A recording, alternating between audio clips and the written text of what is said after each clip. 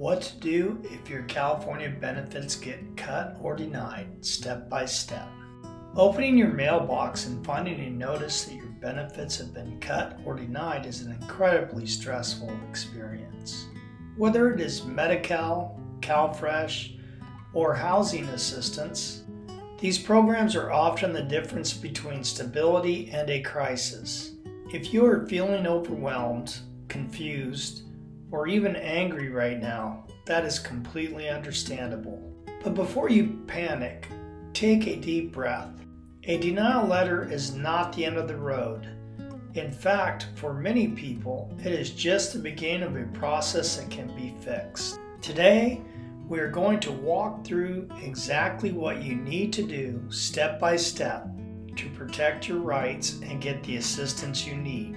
Before we dive in, this channel is meant for informational and educational purposes only. You should always check with your local county office. It is important to realize right away that benefit denials and terminations happen all the time in California. Sometimes it is a mistake on your end, but very often it is an administrative error or a simple misunderstanding of the paperwork. California's systems for programs like CalWorks or General Relief are massive, and things do fall through the cracks. The most important thing you can do right now is stay calm and act quickly. Most of these issues are fixable if you follow the right procedures within the required time frames. Before we get into the how-to, let's look at why this usually happens. Understand the reason for the denial helps you build your case to reverse it. One of the most frequent reasons is missing paperwork. Maybe a pay stub didn't upload correctly, or a specific form wasn't signed. Even if you sent it, things sometimes get lost in the shuffle at the county office. Another common reason is a change in income or a household size. If you got a small raise or a new person moved into your home, the system might automatically trigger a denial because it thinks you are now over the limit.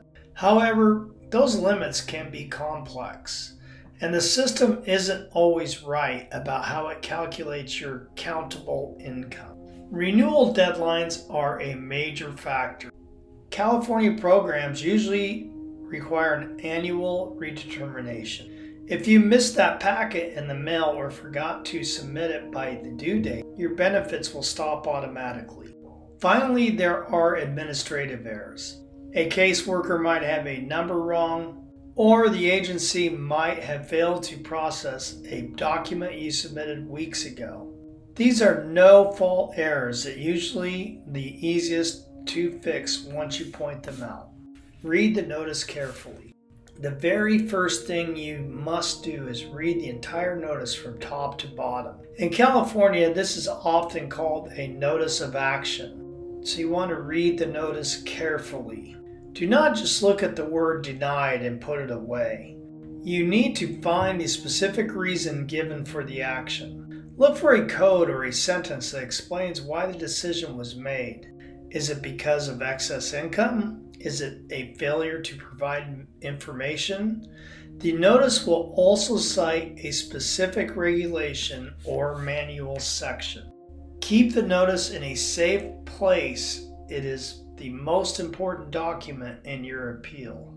Time is everything when it comes to California benefits. Every notice of action has a deadline for when you can request a fair hearing or file an appeal.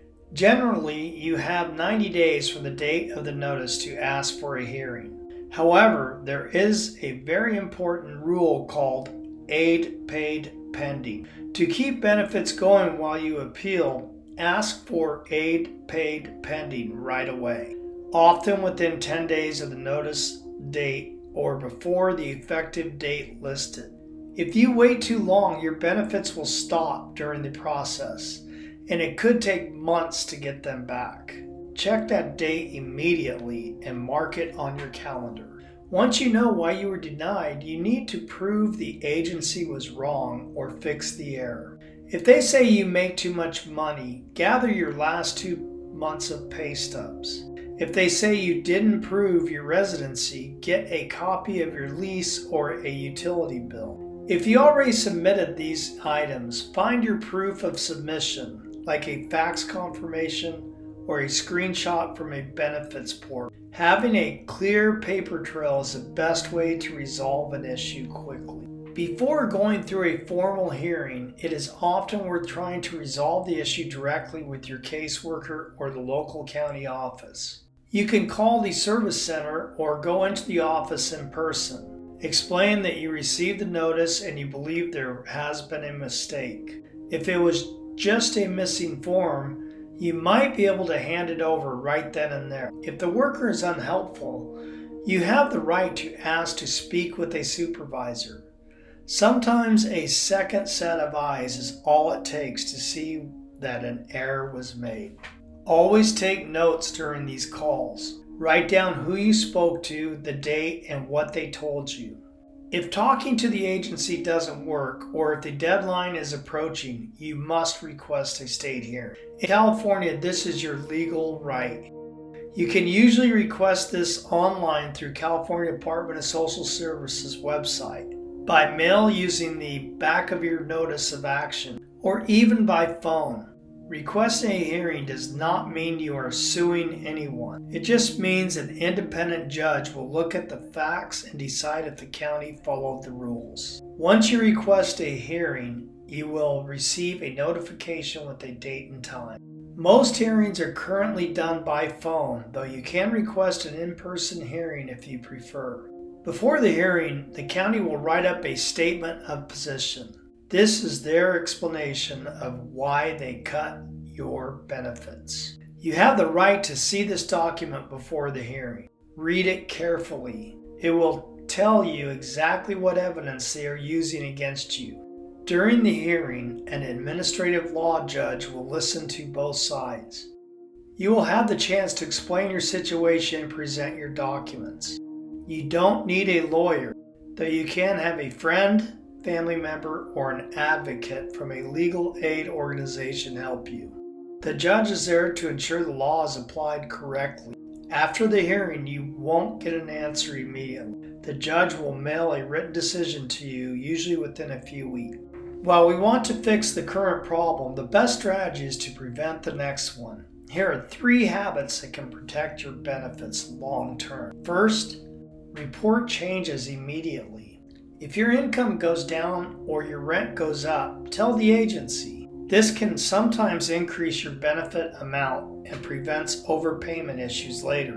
Second, keep copies of everything. Never give the agency your only original copy of a birth certificate or a lease. If you drop off your paperwork in person, ask for a date-stamped copy. If you mail it, use certified mail. If you upload it online, take a screenshot of the confirmation page. Third, stay on top of your mail. Agencies in California still rely heavily on physical mail. If you move, updating your address with the benefit office is even more important than updating it with the post office. Many people lose benefits because a renewal form was sent to an old apartment. I know this feels like a lot of hoops to jump through. Dealing with the government bureaucracy is exhausting, especially when you are already struggling to make ends meet. But please remember, these benefits are not a handout. They are programs funded by your tax dollars and designed to support you. You have a legal right to these services if you qualify. Losing your benefits is not always final. Whether it was a missing signature or a calculation error, there is a path to get things back on track. Stay organized, watch your deadlines, and don't be afraid to stand up for yourself in a hearing. You have the tools to handle this. If you found this guide helpful, please consider subscribing to the channel. We regularly post updates on California benefit programs, new regulations, and tips on how to navigate the system. If you have questions about a specific part of the appeal process, feel free to leave a comment below. While I cannot provide legal advice, I can point you towards resources that can help. Thanks for watching.